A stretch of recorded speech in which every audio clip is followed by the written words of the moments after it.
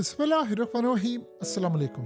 आज खबर ही आ रही है कि मुश्तबा खामनाई ने अपनी मेन टीम को पाकिस्तान नहीं भेजा कि जाए और आप जाकर पाकिस्तान में मुज़ाकरात करें। और जो ईरान के फॉरेन मिनिस्टर आ रहे वो भी जाहिर सी बात उनकी कोई वैल्यू नहीं है। वो पाकिस्तान के बाद उन्होंने मस्कत जाना फिर मॉस्को जाना है, तो वो स्पेशली मुज़ाकरात के लिए तो वो कोई इतना खास दौरा है नहीं। लोग पूछते हैं क्यों। आप ये वीडियो देखें। ये वीडियो इसराइल से किसी ने लीक की है। इसराइल में मौजूद लोगों ने वीडियो बनाकर लीक कर दी है। आप जरा हैरान होकर देखेंगे, आपको यानी अजीबोगरीब सूरत हाल है। इतनी बड़ी तादाद में अमेरिका के रीफ्यूलिंग एयरक्राफ्ट इस वक्त इसराइल की बेन गुरियन एयरपोर्ट पर आए हैं। ये क्या करने के लिए आए हैं? झक मारने आए हैं। ये अटैक करने वाले हैं ईरान पर। अमेरिका और इसराइल अटैक करने वाला है और किसी भी लम्हे कर देना है। ये जो ईरान के स्पीकर ने बात की है कि किसी भी लम्हे बातचीत के दौरान अटैक होने वाला है, वो बेवकूफ है कि वो जो इस तरह की बात कर रहे हैं कि जी अटैक नहीं होगा। किसी भी लम्हे अटैक इन्होंने कर देना है, क्योंकि ये बात ज़हन में रखिएगा, रीफ्यूलिंग जो एयरक्राफ्ट होते हैं उनका काम ही यही होता है कि उन्होंने इसराइल के लिए रीफ्यूलिंग का काम करना है। देखिए, ईरान ये जो गल्फ कंट्रीज में लड़ाई लड़ा है, ईरान का मौकफ क्या है? वो कहते हैं कि इसराइल के तैयारे जब उड़ते हैं तो वो उड़कर सिर्फ एक दफ़ा तक जा सकते हैं ईरान से, वापस नहीं जा सकते क्योंकि उनको रीफ्यूलिंग की ज़रूरत होती है। तो वो कहते हैं कि इसराइल भी अटैक करता है तो अमेरिका के फौजी अड्डों से जो गल्फ कंट्रीज़ में वहाँ से उड़ते हैं और जाकर अटैक करते हैं। वो ये कहते हैं कि इसराइल की मदद होती है इसलिए हम आपसे लड़ाई करें, जबकि गल्फ कंट्रीज़ कहती हैं कि वीडियोस दिखाएं या कोई हमारे साथ एविडेंस शेयर करें। असल मसला यहाँ पर ये है कि ये जो इस वक्त सारे का सारा सिनेरियो हो रहा है, ये क्या बता रहा है? ये बता रहा है कि अटैक होने वाला है, किसी भी लम्हे होने वाला है, वरना इतनी बड़ी तादाद के अंदर इनको क्या जरूरत है? जंग तो हो नहीं रही। अब आप बताएं, क्या जंग हो रही है? क्या इस वक्त सीज फायर नहीं है? बकौल अमेरिका के हमने एक्सटेंड कर दिया है। ये वो वजह है कि ईरान इंटरेस्ट ले ही नहीं रहा। और ईरान ने किया क्या है? ईरान ने इस वक्त सब कुछ हाई अलर्ट किया हुआ है। जो बार बार वो कहते हैं ना कि हमारी उंगलियां ट्रिगर पर हैं, वो वाकई उनकी उंगलियां ट्रिगर पर हैं।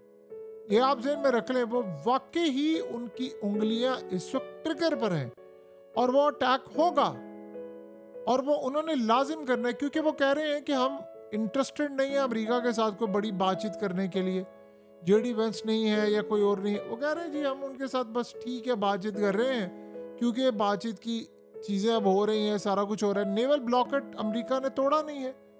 तो बताएं अमेरिका ये सूरत हाल में क्या करना चाह रहा है? वो चूंकि उनको पता है जुम्मे की रात को मार्केट को स्टेबल रखना होता है 2 दिन, फिर वो करते हैं ताकि मार्केट स्टेबल रहे।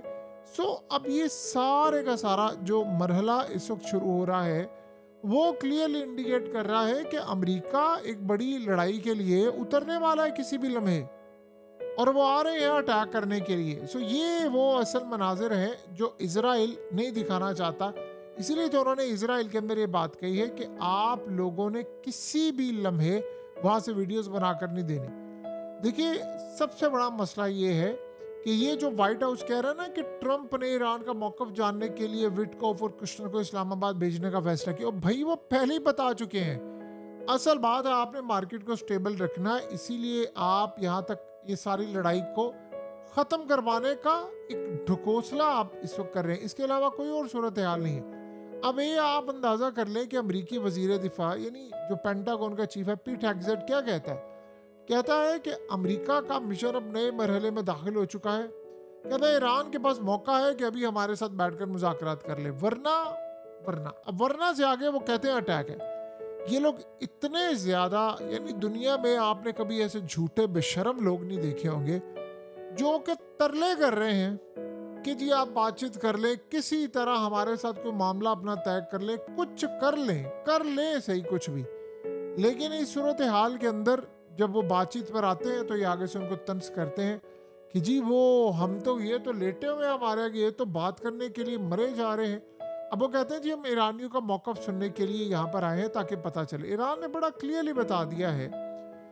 देखिए, अगर ऐसी सूरत हाल हो ना कोई मुआहदा हो जाए, ईरान अभी तक अपनी तमाम चीज़ों पर डटा हुआ है और अमेरिका को ये बात समझ नहीं आ पा रही कि इस जंग से अब हम क्या कर सकते हैं। देखिए, सबसे बड़ी जो सूरत हाल है कि ईरान ने कहा है कि आप नेवल ब्लॉकेट बंद करें, आपको पता है ट्रम्प कह रहा है कि अगर हमने नाकाबंदी बंद कर दी तो हमें इसका कितना भयानक लॉस उठाना पड़ेगा। वो ये समझते हैं, वो कह रहे हैं जी अगर हमने नाकाबंदी बंद कर दी तो हमें इसका बड़ा भयानक नुकसान उठाना पड़ेगा।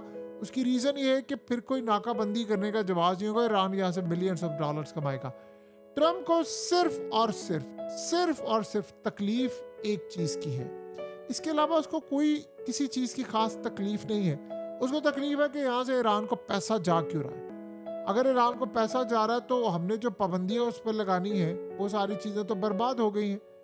अब आप ये सोचें कि अमेरिका ने की है नाकाबंदियां, और नाकाबंदी के बावजूद भी इस वक्त मुकम्मल तौर पर बहरी जहाज अपनाए हॉर्मुज़ से गुजर रहे हैं, और ईरान ने ये मनाजिर जारी करके तो दिखाई दिया है कि जो नहीं गुजरे उनको हम नहीं गुजरने दे रहे, जो हम खुद जा सकते हैं हम जा रहे हैं। और एक और अजीबोगरीब सूरत हाल है कि आज यूरोप ने जो बात की है वो बड़ी डेवलपमेंट है, वो सही डेवलपमेंट है, क्योंकि ईरान ने इनकी शिप रोके हुए हैं। उन्होंने कहा कि अगर तो मुआहदा हो जाता है ना अमेरिका का और ईरान की जंग बंदी का, तो फिर उसके बाद हम ईरान से पाबंदियां हटाने को तैयार हैं। हम काफ़ी हद तक पाबंदियां हटा देंगे, बड़े नरम कर देंगे रवैया।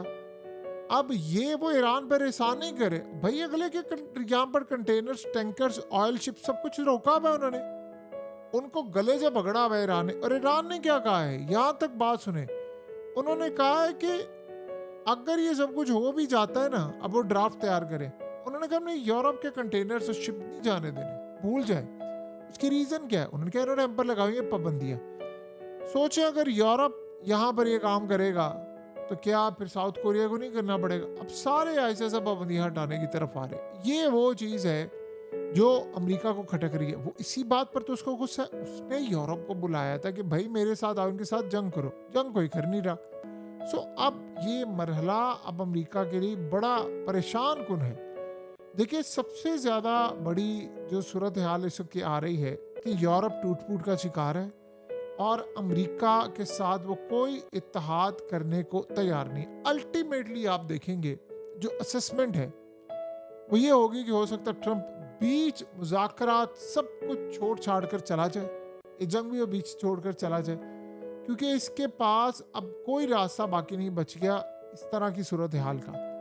अब रूस देखिए एक्टिव हुआ पड़ा, पुतिन मुकम्मल तौर पर एक्टिव है इस जंग के लिए। ये जो सारी सूरत हाल है ना, आप लोग ये समझ रहे हैं कि जी वो रीफ्यूलिंग एयरक्राफ्ट आ रहे हैं, चाइना उनको बता रहा है, ईरान भी बता रहा है और रूस भी इनको बता रहा है। सबको सब कुछ पता है, ईच एंड एवरीथिंग सबको पता है कि कौन क्या कर रहा है, क्या सूरत हाल हो रही है। अमेरिका इस खेल के अंदर कहीं आपको नजर नहीं आ पा रहा। तो ये बात आप अच्छी तरह समझ लें कि अमेरिका को ये बात अच्छी तरह मालूम है कि हम अगर इस खेल में यहाँ से किसी भी वजह से आउट हो जाते हैं तो गल्फ कंट्रीज भी हमारे हाथ से गई, चाइना भी गया, यूरोप भी गया, सारे के सारे ममालिक गए और अमेरिका की रेपुटेशन भी गई। देखिए अगर ये जंग दोबारा शुरू होती है तो इस दफ़ा तो शायद बड़ी भयानक होगी जंग।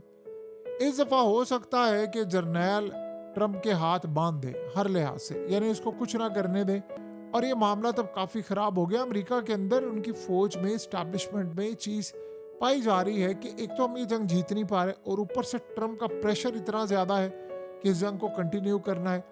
असल में ट्रंप जंग नहीं चाहता, किसी सूरत ये जंग नहीं चाहता, जंग सिर्फ इजराइल चाहता है। ट्रंप कोई बात वो बार बार एक्सटेंड कर रहा है। कोई बात आप सोचे कि मुज़ाकरात, पिछली दफ़ा कहा था कि मुज़ाकरात बस फाइनल होने वाले, झूठ, टोटली सारा झूठ। इस दफ़ा भी मुआहिदा फाइनल होने वाला है, झूठ। जब तक ईरान के 10 पॉइंट्स आप मानेंगे नहीं, आपने क्या खाक मुज़ाकरात करने बताए ना। इस सूरत हाल में तेल की कीमतें गई नीचे। कितनी पॉजिटिव न्यूज़ फेंकी है ट्रंप ने कि जी मुज़ाकरात फाइनल हो रहे फलाना। कोई मार्केट ने रिएक्ट किया? मार्केट रिएक्ट ही नहीं करी, तेल की कीमतें नीचे नहीं आ रही। उसकी रीज़न क्या है? वो इसीलिए तेल की कीमतें नीचे नहीं आ पा रही कि कोई इन पर बात करने को तैयार नहीं है कि ट्रंप की क्रेडिबिलिटी जीरो हो चुकी है। अमेरिका के सदर का ये मिजाज कभी भी नहीं होता था। आप सोचो ट्रंप की जो पहली टर्म थी वो बहुत अच्छी गुजरी थी, काफी फायदा हुआ अफगानिस्तान की जंग। ये तो बदतरीन सूरत हाल, ऐसा लग रहा है उसने बेड़ा गर्क अपना भी किया है और पूरी ताकतों का बेड़ा गर्क किया है। ऐसी तबाही जिसका कोई तसव्वुर भी नहीं कर सकता। वो तबाही इस वक्त हो चुकी है। बहरहाल अब देखते हैं कि अगले कुछ अरसे के अंदर हालात किस जानिब जाते हैं और मामलात क्या होते हैं। लेकिन एक बात तय है कि अमेरिका इस पूरे के पूरे खेल में मुकम्मल तौर पर बेबस हो चुका हुआ है, और लेकिन उसके बावजूद अटैक उसने ईरान से करवाना है, क्योंकि वो रिटालिएट के तौर पर करवाए। पहले वो खुद अटैक करेंगे इसराइल के थ्रू, अब ये फिर खुद कुछ करने जा रहे हैं। लेकिन जो भी है, पागलपन की इंतहा इन्होंने की है।